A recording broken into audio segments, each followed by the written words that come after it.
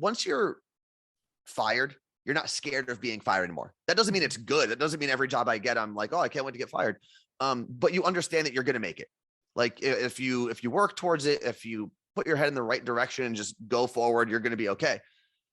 But we've had a couple of conversations with radio programmers around the country, and I'll never forget, there was one person who was basically like, well, you know, what kind of compensation are you guys looking for?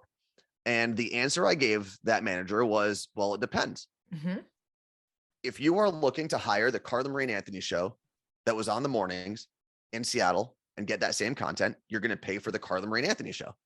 Mm-hmm. But if we're doing something where we are afforded more freedoms outside of the radio station, and we can do the things that we like to do outside of radio without any interruption, without any roadblocks, then there's a scale. And I remember I never would have said that 4 years before. I would have been like, oh my God, whatever you want, just pay me. I'm so excited to work. But yes. I think once we collectively take back a little bit of the power, because oftentimes we neuter ourselves, right? If there's someone who's going to take the job for $30,000 less, that hurts everybody.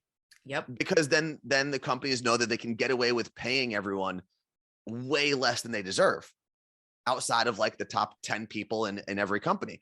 So I think we're definitely both at a better place now in terms of negotiations and just having discussions. Like every time we talk to a radio programmer, and we've talked to a bunch of really great people, and we're very honest. Like we know that you don't need us, and we also know that we don't need you. But if something works, then that's awesome.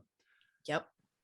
Just like I've said about a bunch of other things, it's like any relationship. You want it to be an equal relationship, not where one side is desperate for the other or one side is trying to take advantage of the other. And we've taken that attitude into every different discussion or interview that we've been a part of. It's scary and encouraging when you finally figure out that thing, and you finally figure out that you don't need to rely on the people that you relied on before. There's like this crazy freedom that comes with it. Yes. And it's not easy. I don't want everyone to think like, oh, I can't wait to get fired and fire up Twitch, because it's not easy. Yeah. And like we've alluded to before, there's a lot of stuff you got to learn, and there's a lot of real work, and you've got to be committed to it. I can't tell you how many people got let go from radio after we did, that hit us up about podcasting advice or Twitch advice, and maybe did one podcast or 2 streams, and then you never saw from them again. Like it takes consistency, it takes dedication, it takes hard work, it takes education. But once you do all that, and if you're willing, there's like this crazy freedom that comes with it.